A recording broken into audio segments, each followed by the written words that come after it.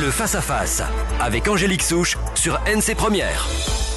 Bonjour à tous, bienvenue dans ce face-à-face qui oppose aujourd'hui deux acteurs majeurs de l'actualité politique qui agitent la Nouvelle-Calédonie.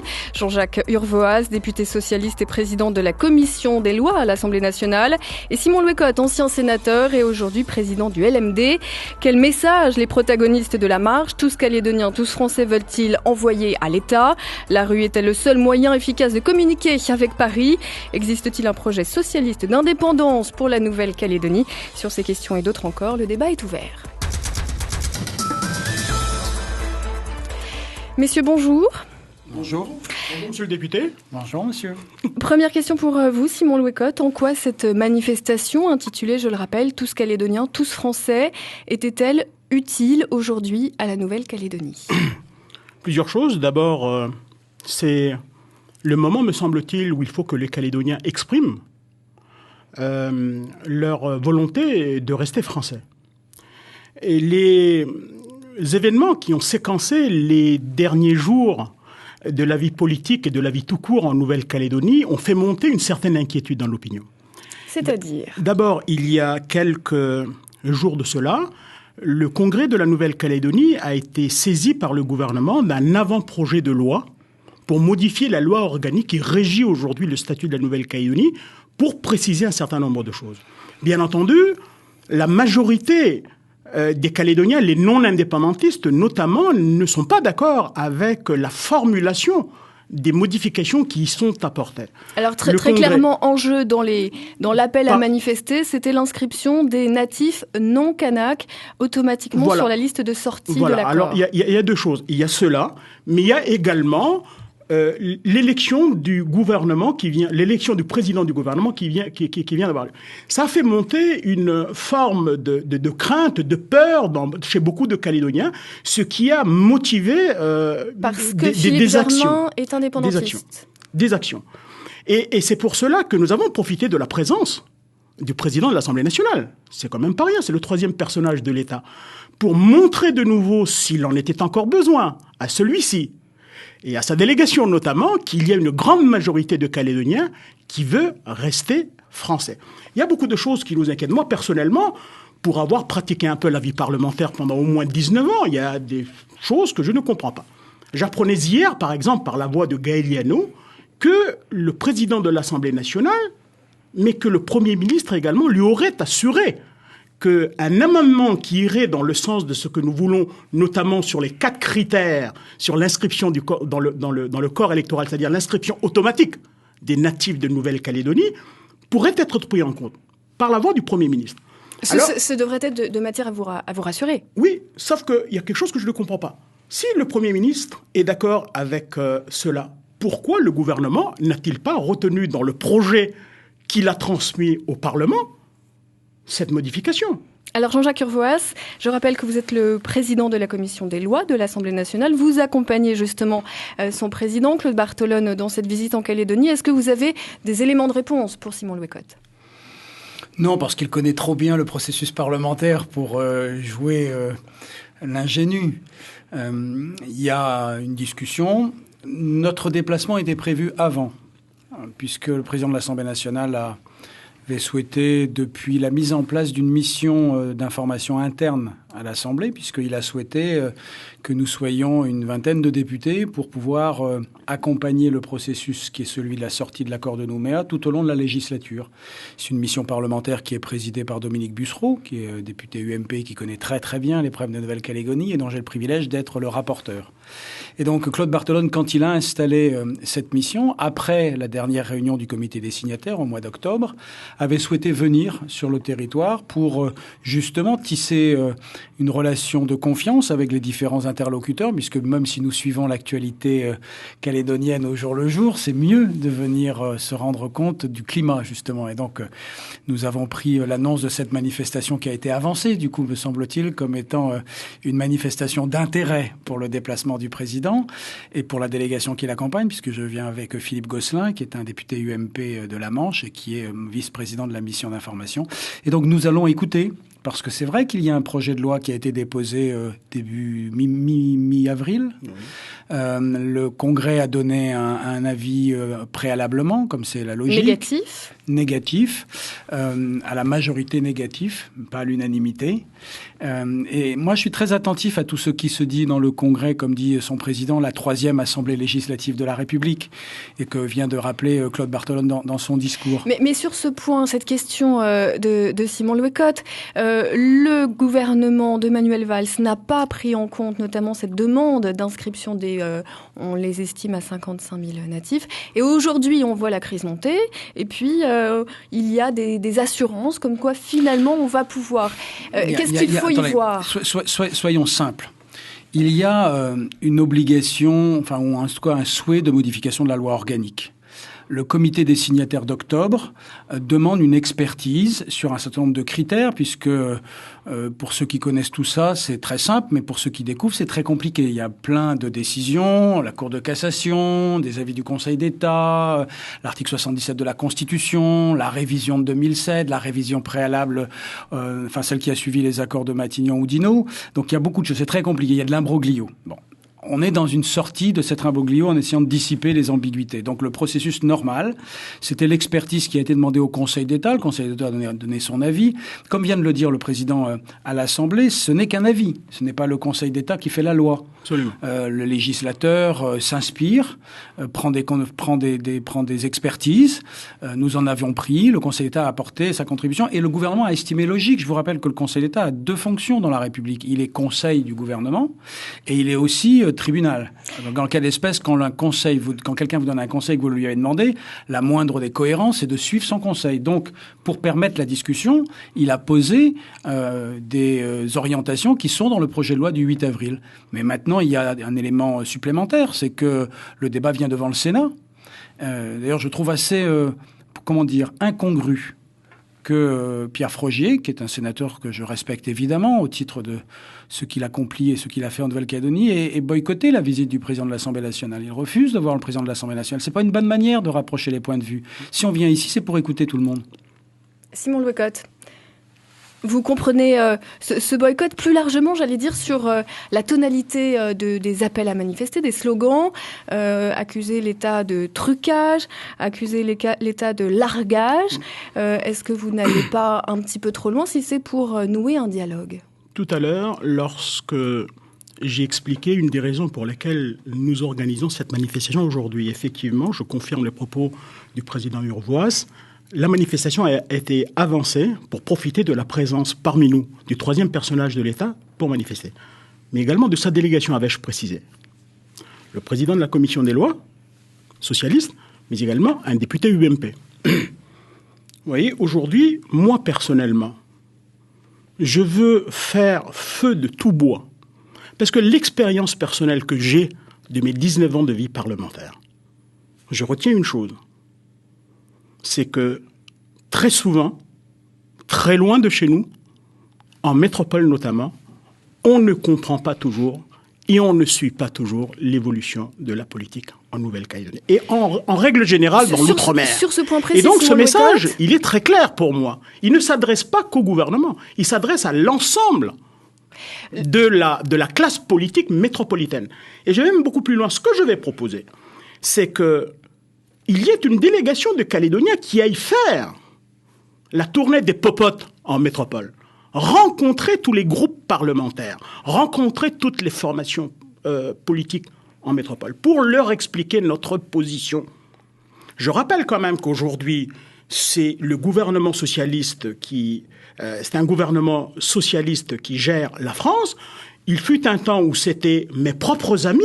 Et j'ai eu exactement les mêmes grandes déceptions. La modification de la Constitution de 2007, je le rappelle. Et donc, c'est pour ça qu'aujourd'hui... Pourquoi fustiger alors aujourd'hui cet État, ce gouvernement socialiste ? Mais j'ai déjà eu l'occasion de le faire à une certaine période. Je le refais aujourd'hui. Je demande aux Calédoniens de se mobiliser. Et là, quand le président Barthelone vient avec des garanties, on vient de le comprendre. Est-ce que vous diriez que l'État est socialiste ?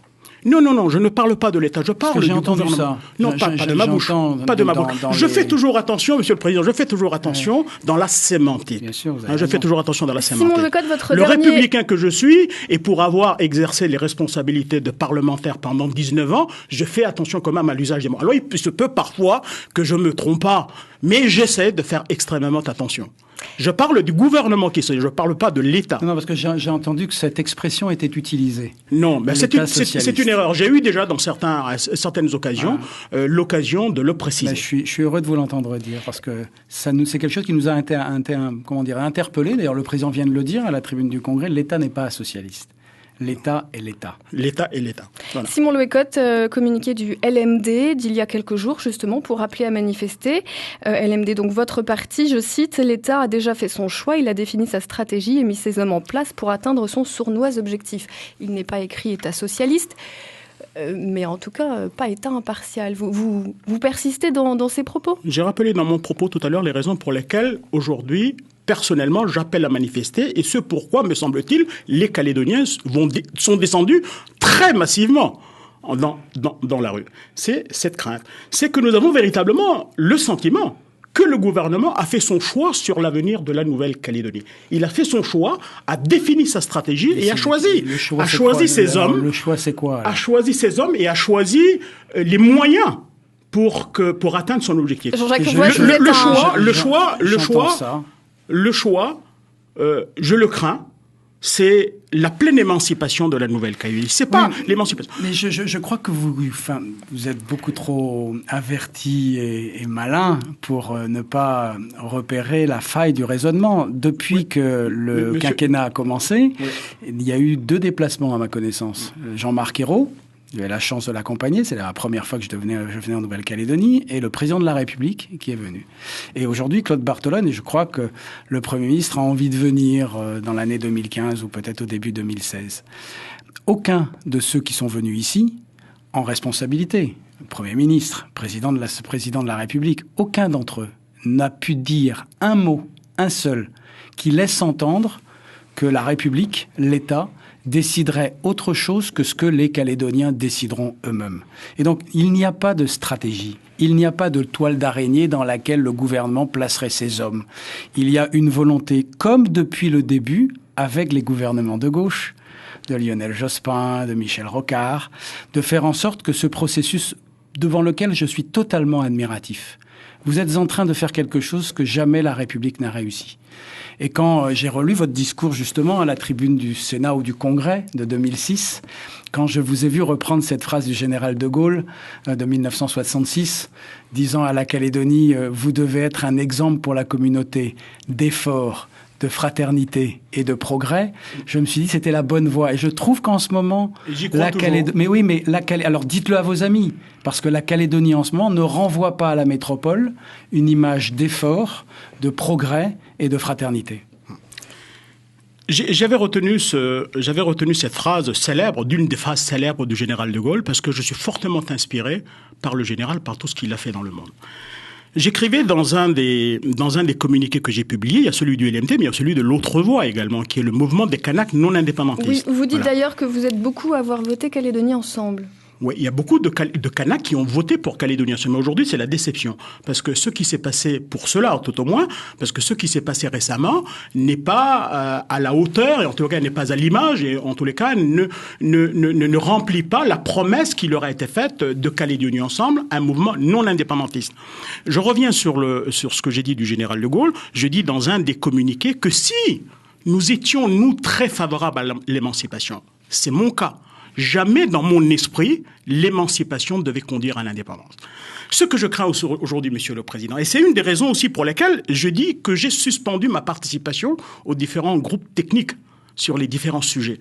Parce que le sentiment que j'ai, c'est que pour aborder l'ensemble de ces questions qui ne sont aujourd'hui pas à l'ordre du jour, des transferts de compétences, par exemple, il y a des compétences qui sont des compétences de souveraineté.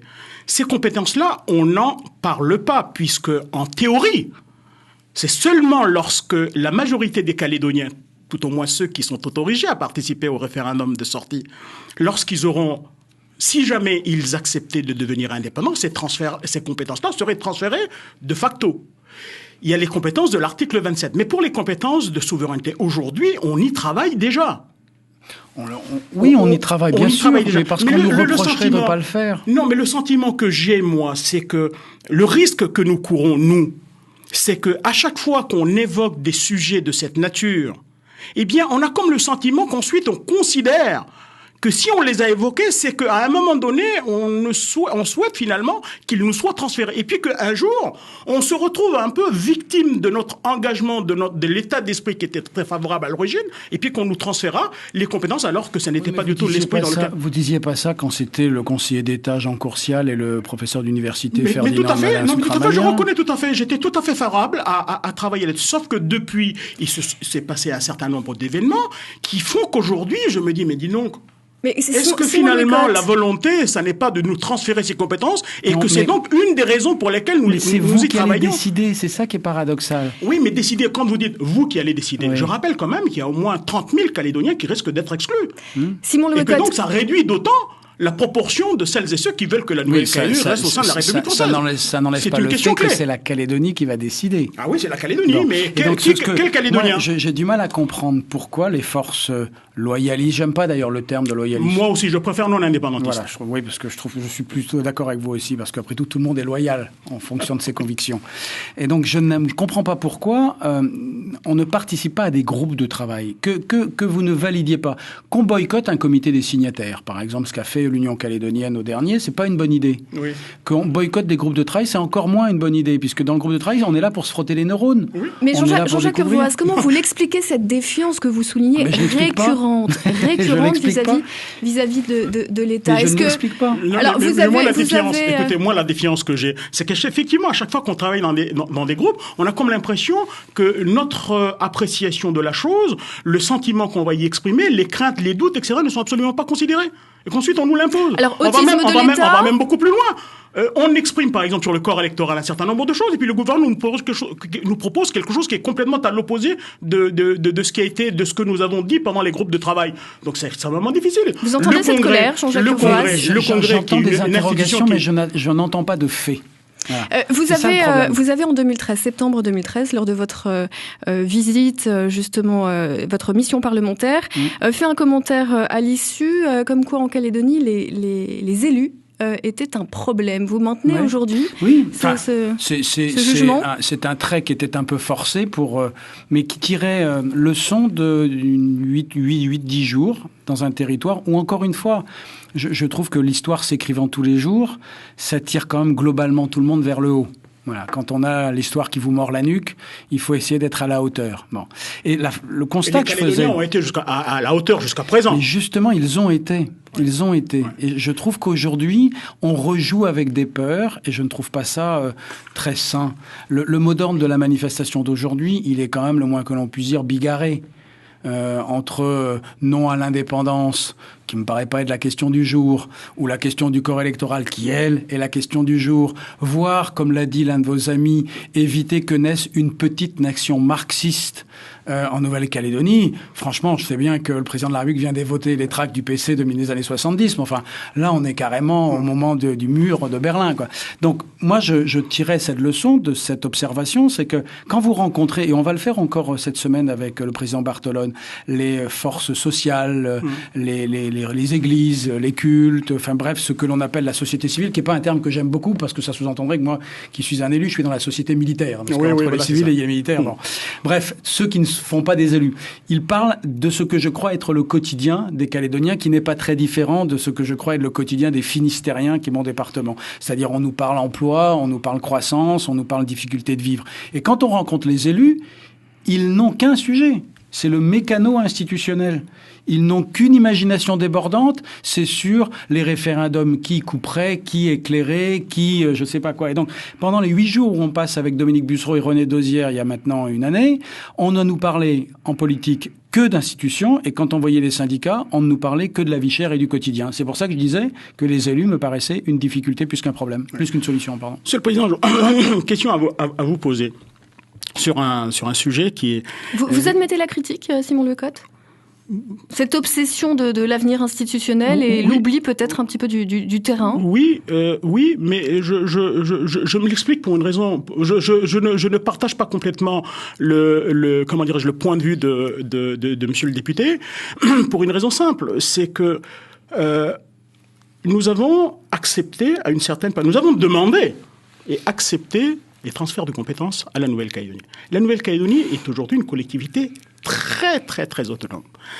Pourquoi devrions-nous, à chaque fois qu'une mission parlementaire vient en Nouvelle-Calédonie, ou même une mission ministérielle, devrions-nous évoquer les problèmes qui ne sont plus de la compétence de l'État, de la métropole? Parce que l'activité économique, ça n'est plus de la compétence, ça n'est plus de la compétence. Simon Lecotte, parce que vous reprochez à cet État de ne pas s'intéresser à la Calédonie, parce que 150 milliards de francs chaque année sont transférés de l'État ne me faites pas dire ce que je n'ai pas dit et ne me dites surtout pas ça. S'il y en a bien un qui est conscient de l'effort que font les métropolitains, les Français de métropole à la Nouvelle-Calédonie, c'est bien Simon Lecotte qui ne cesse de rappeler à chaque fois qu'il en a l'occasion que la France transfère la métropole, les Français transfèrent vers la Nouvelle-Calédonie 150 milliards de francs tous les ans pour assumer les compétences qui appartiennent à l'État. Néanmoins, toutefois, la Nouvelle-Calédonie, elle est devenue très largement autonome.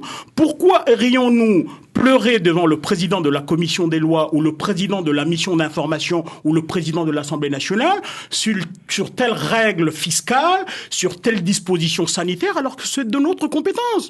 On nous a transféré des compétences. À la limite, on peut leur demander de nous éclairer un peu mieux, de nous envoyer une mission pour essayer de nous aider à parfaire les dispositifs qui sont les nôtres. Mais c'est quand même de notre compétence. Donc, par contre, les dispositions institutionnelles, oui, ça reste encore de la compétence de l'État. Donc, c'est avec l'État qu'il faut que l'on en discute. Je voulais poser une question à Monsieur le Président. C'est sur le droit de vote. Comment le Parti socialiste, comment le président de la Commission des lois conçoit-il que, alors que le président de la République a clairement annoncé qu'il souhaiterait donner le droit de vote aux étrangers en métropole, et alors qu'en Nouvelle-Calédonie, on va le refuser à des Français, à des Calédoniens, à certains Kanaks, à des Calédoniens, et puis aux Français. Comment est-ce que le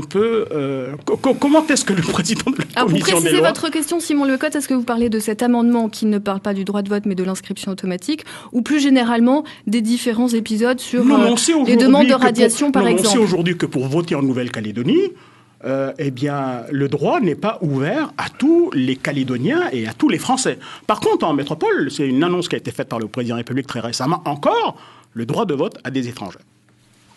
Jean-Jacques Urvoas. La question a du sens, évidemment. Et c'est d'ailleurs l'une des leçons que je tire depuis que j'ai la chance de présider la Commission des lois. C'est-à-dire qu'en métropole, on a tendance à penser que la République, elle est une. On dit d'ailleurs souvent indivisible, ce qui n'est pas dans la Constitution, mais elle est une. Mais depuis que je travaille un peu plus le statut des Outre-mer, grand Dieu que la République est flexible. Qu'est-ce qu'elle a permis comme adaptation? Quelle imagination institutionnelle pour le coup, parce que j'étais il y a 15 jours, 3 semaines en Polynésie pour aller voir justement le président Édouard Fritsch qui est en train d'essayer de redresser un territoire qui en a bien besoin. Et je voyais là aussi dans la difficulté aussi. Hein. Dans la difficulté, mais avec je crois là, en tout cas vis-à-vis de l'État métropolitain, une forme de confiance qui s'est réinstaurée et que l'on doit uniquement à Édouard Fritsch. Et vraiment, je souhaite que ce qu'il a entamé dans l'intérêt des Polynésiens puisse aboutir. Mais pour revenir à votre question, elle est centrale. Mais comment oserais-je tenter une autre réponse devant un signataire de l'accord que de dire que, à la base, il y avait dans l'accord, les accords Oudinot-Matignon, cette volonté de restreindre un corps électoral. Et que si on est passé par référendum, vous le savez fort bien, monsieur le sénateur, c'est que le Conseil constitutionnel n'aurait jamais accepté cette disposition parce que c'est inconcevable, une restriction d'un corps électoral, par définition. Mais vous l'avez décidé pour des raisons que l'on comprend et qui sont justement écrites dans ce territoire avec une intensité que personne ne pouvait contester. Et donc c'est parce que dès 1988, vous avez posé ce principe de la restriction du corps électoral qu'on est rentré dans une logique, pardon, mais de corne-cul.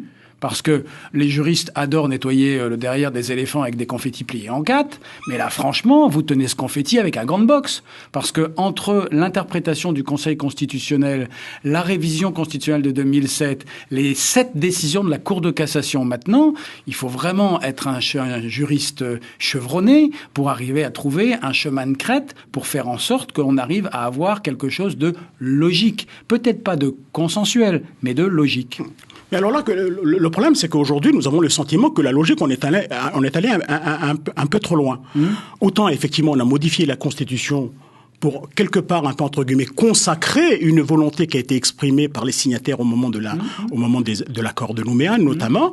Mais le gel du corps électoral. Le gel du corps électoral, mais aujourd'hui, on va beaucoup trop loin. Quand vous avez, pas vous, puisque vous avez voté contre la révision. Oui, mais on n'était pas très nombreux. Non, Jacques Lafleur n'a pas voté contre.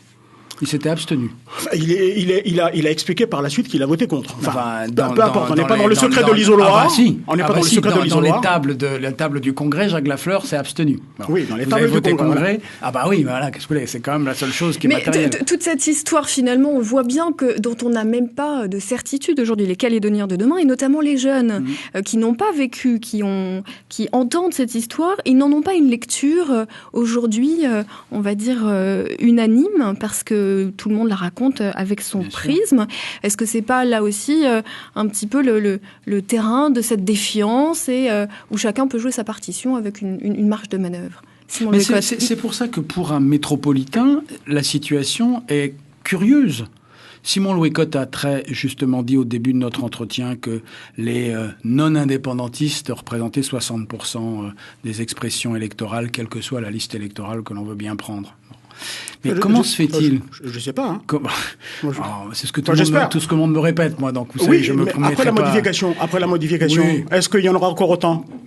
C'est tout à craindre. On va attendre que le projet de loi organique soit voté. Ça va nous prendre quand même 2 mois. Donc, quand même sur ce projet de loi organique, parce que c'est l'inquiétude qui a mobilisé pour la plupart des gens dans la rue. Est-ce que le discours de Claude Barthelone est une garantie, finalement, pour que cet amendement passe? Le président de l'Assemblée nationale vient de dire ce qu'il aurait d'ailleurs dit et ce qu'a dit le président de la République et ce qu'a dit le Premier ministre aux questions d'actualité. Il y a un projet de loi, c'est le Parlement, c'est-à-dire l'Assemblée nationale et le Sénat qui font la loi.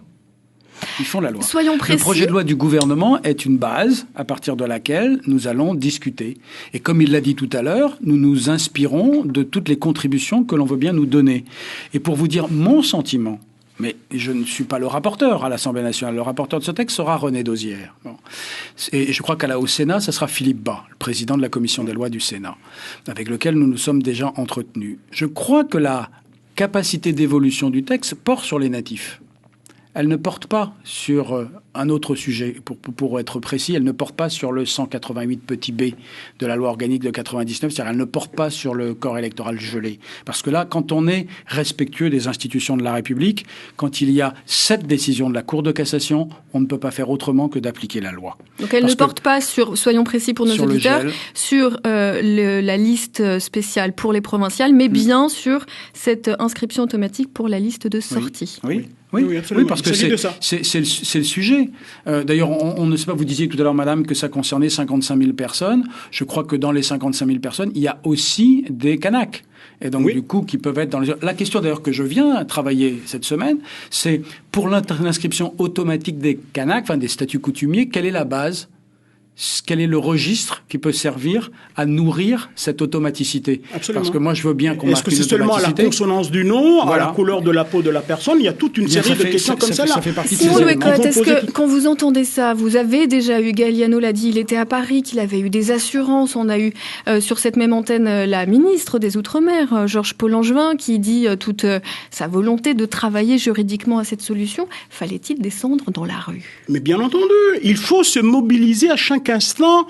La situation, moi je la considère ainsi comme étant particulière, et donc à situation particulière, moyen particulier pour se faire entendre. D'ailleurs, moi je vais dire que là ça va être le début d'une grande mobilisation qui ne doit pas s'arrêter là. Je disais tout à l'heure qu'il faut que l'on aille également en métropole, des délégations aillent en métropole pour aller parler avec les groupes parlementaires, avec le gouvernement, vous continuerez de vous battre sur la liste spéciale, cette fois des provinciales. On vient dire que le gouvernement semble avoir fermé le dossier. Bien ce processus qui m'a un peu étonné.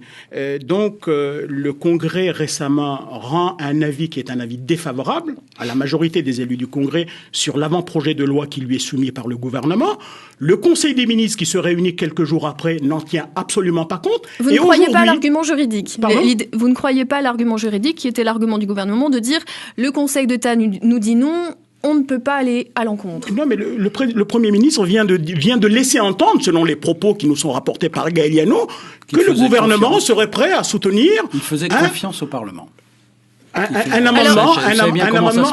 Alors, Jean-Jacques Urvoas, cet amendement, qui va le porter? Est-ce que c'est un amendement parlementaire? Je n'en sais rien. Mais comprenez bien que je puisse émettre quelques doutes. Donc, il faut qu'on se mobilise. Vous devriez vous en féliciter. D'abord. Oui, mais que n'auriez-vous dit si Manuel Valls avait dit voilà, notre texte c'est à prendre ou à laisser? Oui, voilà. Alors c'est vrai que je me serais manifesté. Voilà. Mais Jean-Jacques Urvoas, même du temps où c'était mes propres amis qui étaient aux affaires. J'exprimais exactement les mêmes doutes. Je vous donne ce crédit. J'exprimais exactement les mêmes doutes. Donc aujourd'hui, je dis non. Mais les faits se passent et vous n'arrivez pas à être rassuré. C'est ça qui est inquiétant. Parce que la manifestation d'aujourd'hui, il y a quand même quelque part aussi un enjeu interne. Mais bien entendu. Un enjeu interne. Il y a tout, hein. Voilà. C'est pour ça que quand c'est pas dangereux, ça, Simon Lecotte, de fustiger comme ça l'État sous forme quand même d'adversaire aujourd'hui pour vous l'avouer là des raisons de division interne, on va dire politicienne. Il y a une bataille pour le leadership interne. Mais qu'est-ce qui est dangereux? C'est le fait de mobiliser les Caïnais sur des sujets factuels. Ou est-ce que c'est de ne rien faire? Que nous aurait-on dit si on ne faisait rien? Et que demain, il se passait quelque chose? Qu'est-ce qu'on nous aurait dit? C'est le principe de précaution appliqué à la politique. Pourquoi vous n'êtes pas descendu dans la rue? Pourquoi vous n'êtes pas venu davantage nous informer? Pourquoi vous ne vous êtes pas mobilisés? Aujourd'hui, moi, je préfère cette mobilisation. C'est pas l'Assemblée nationale qui aurait dit ça. Hein. L'Assemblée nationale prend l'avis du Congrès de Nouvelle-Calédonie comme étant un élément largement suffisant. S'il est appuyé par une manifestation de rue, dont acte, mais ça ne change en rien la crédibilité de l'avis du Congrès. Il a proposé des amendements avec des critères qui seront ceux qui devraient nourrir le centre des intérêts matériels et moraux. Ça nous suffisait largement. Hein. Justement, ça c'est une question importante. Jean-Jacques Urvoas, cet amendement, qui va le porter? Est-ce que d'abord, on va voir, puisque c'est le Sénat qui discute du texte. Donc ce n'est pas le gouvernement qui va lui-même proposer un amendement. Je ne sais pas, d'ailleurs, je ne suis pas membre du gouvernement, je n'ai pas entendu Georges Paul-Lambert. Je veux dire, en termes de cohérence, ça paraîtrait étonnant que le gouvernement propose un amendement alors qu'on travaille sur son projet de loi organique. Oui, voilà, c'est ça. La logique, c'est que ce soit un amendement parlementaire, me semble-t-il. Quand le gouvernement vient déposer un texte et qu'il le modifie juste après, on serait tenté de dire il y avait qu'à le mettre dans le texte d'origine. Moi, je trouve que le gouvernement est cohérent avec lui-même, c'est-à-dire qu'il a suivi l'avis du Conseil d'État. Vous savez, comme parlementaire, je m'élève régulièrement contre les avis du Conseil d'État, dont le président de la République a d'ailleurs décidé au début de cette année qu'il serait dorénavant public, ce qui était bon pour le débat politique, mais j'ai des sujets qui d'ailleurs concernent aussi la Nouvelle-Calédonie, qui est la ratification de la charte sur les langues minoritaires. Le Conseil d'État s'obstine à penser que la République serait menacée si les langues régionales étaient reconnues un peu plus par la République. Et donc le Conseil d'État donne des avis négatifs. Nous avons fait voter l'année dernière une proposition de loi à l'Assemblée nationale, dont j'avais le privilège d'être le premier signataire, qui a recueilli plus des 3/5 de l'Assemblée en dépit du Conseil d'État. Donc le Conseil d'État, prenons-le pour ce qu'il est, Jean-Jacques Urvoas, conseiller. Vous nous dites que si le gouvernement n'a pas voulu prendre le risque d'aller à l'encontre du Conseil d'État, le Parlement le fera. Je crois que le Parlement serait bien inspiré, effectivement, de ne pas rester collé à la proposition du Conseil d'État. Voilà. Si le Parlement est bien inspiré, hein, il faut bien relever ça. Le doute jusqu'au bout, justement, Simon Lecotte, il nous reste quelques... Et c'est pour ça qu'il faut se mobiliser. Quelques minutes, Simon Lecotte, vous l'avez rappelé, été vous-même pendant presque 20 ans parlementaire. 19 ans, presque 20 ans. Vous ne faites pas confiance à vos anciens collègues, aux parlementaires aujourd'hui pour Non, c'est pas que entendre. je ne fais pas confiance. Je sais trop comment ça se passe. Je l'ai vécu en direct. C'est-à-dire qu'il y a une différence entre il y a beaucoup de choses qui se passent au Parlement qui vont bien au-delà du seul aspect de la Nouvelle-Calédonie et qui font que parfois on est un peu étonné de la position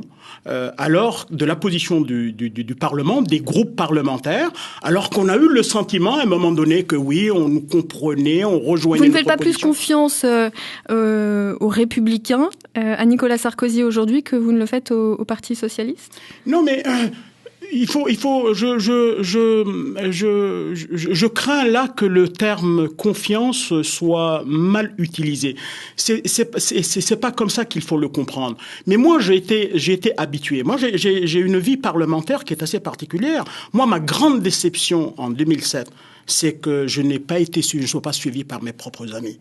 Alors que je pensais que ça allait de soi, que ce que je proposais devait être accepté par mes amis. Parce que je pensais véritablement que ça allait d'abord dans le sens de la Nouvelle-Calédonie, et puis que ça s'inscrivait dans ce que moi j'avais négocié et que j'avais signé, que mes amis avaient négocié et qu'on avait signé. Or, nous n'avons pas été suivis. Alors, qu'est-ce qui a été l'effet déclencheur pour que nous ne soyons pas suivis? Je n'en sais rien.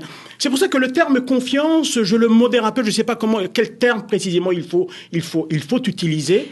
Mais vous comprenez qu'aujourd'hui, je mobilise les Calédoniens, je participe à cette grande mobilisation, j'ai participé à cette grande mobilisation parce que je pense que l'enjeu en vaut la chandelle. Jean-Jacques Urvoas, c'est un point fondamental, alors on ne dira pas ni confiance ni méfiance, mais ce discours presque impossible finalement entre les députés de l'Assemblée nationale, le Parlement et les élus locaux. Comment faire aujourd'hui? On ne va pas refaire le passé, comment faire mieux?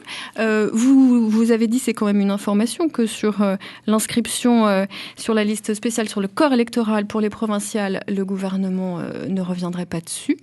Je n'ai pas dit ça, j'ai dit que ça paraîtrait logique que ça vienne plutôt de l'Assemblée nationale ou du Sénat, plutôt que du gouvernement qui nous propose de discuter sur un projet de loi organique. Je ne parle pas, pour le coup, je parle des provinciales, ce qui est là aussi un autre gros sujet de polémique. C'est pas un signal très positif envoyé? Le problème, c'est qu'on ne peut convaincre que ceux qui sont de bonne foi. Quand on arrive autour de la table en se disant « je n'ai pas confiance » ou « cette réunion ne me plaît pas, je n'y vais pas parce que je ne crois pas à ce qu'on va dire », c'est bizarre comme façon de penser. Moi, je pars du principe dans une terre qui a comme slogan « terre de partage, terre de parole », il paraît logique que l'on échange. On échange. La devise. Et donc, du coup, moi, je trouve qu'il faut se mettre autour de la table et je ne demande qu'à être jugé sur les actes. Et je veux croire que cette discussion parlementaire et son aboutissement construira cette confiance de demain, parce que l'État, il n'est pas socialiste, je l'ai dit, il est l'État, et il va accompagner ce processus, quoi que fassent les acteurs locaux. La métropole, elle n'est pas indifférente à la Nouvelle-Calédonie. Elle est même, en tout cas à l'Assemblée nationale, elle est extrêmement attentive, parce qu'impressionnée par ce qui s'y joue, et qu'il y a un devoir d'être à la hauteur, j'en ai dit un mot tout à l'heure. Si demain des délégations viennent nous voir, justement pour éviter le tour des popotes, c'est le principe de la mission que nous avons créée. C'est-à-dire que nous sommes tous ensemble, tous autour de la table, pour venir comprendre de façon à accompagner, pas décider à votre place. La Nouvelle-Calédonie sera décidée par les Calédoniens. Ça devrait dissiper toutes les peurs. La Calédonie, et ce sera probablement la dernière question, c'est aussi le nickel, 30% des réserves mondiales, un petit peu plus de 10% de la production mondiale. Pensez-vous chacun dans votre position, voire dans votre posture, que l'État français puisse sérieusement se désintéresser de cette partie du Pacifique, Simon Louis-Cotte? C'est-à-dire que l'argument nickel, en soi déjà, est-ce qu'il ne met pas en défaut l'État socialiste qui prépare l'indépendance? Mais écoutez, quand je vois la facilité avec laquelle le gouvernement, et pas seulement celui-ci, ceux d'avant, ont laissé partir des fleurons de l'industrie française vers l'étranger, la prise de capital, la prise de part majoritaire, dans le capital d'un certain nombre de grandes sociétés françaises qui représentaient le fleuron de l'industrie française, de la recherche, de la connaissance française, je me dis, oui, demain que le nickel ne puisse plus être un enjeu pour la France, je n'en suis pas très très loin. Jean-Jacques Urvoas, malgré tout, est-ce que l'équidistance n'est pas un petit peu mise en défaut par cet intérêt du nickel? Non, d'abord, je n'ai pas utilisé ce terme d'équidistance parce que j'ai compris que son usage par le président de la République avait été mal compris ici. Que quand le président de la République a dit équidistant, il n'a pas dit greffier, comme vient de le dire Claude Barthelone à la tribune. L'État n'est pas un greffier. L'État est un signataire de l'accord. Et donc, il est comme les autres signataires, exigeant et volontaire. Le nickel n'est pas un dossier calédonien. C'est un dossier français. Et à ce titre, la solution n'est pas calédonienne, elle est française. Parce qu'aujourd'hui, les structures sont françaises, elles ne sont pas calédoniennes. Jean-Jacques Urvoas, Simon Lecotte, merci d'être venu débattre ce vendredi. En face à face que vous pourrez retrouver sur ces mêmes ondes dimanche à 17h et bien sûr sur notre site internet www.ncpremière.nc.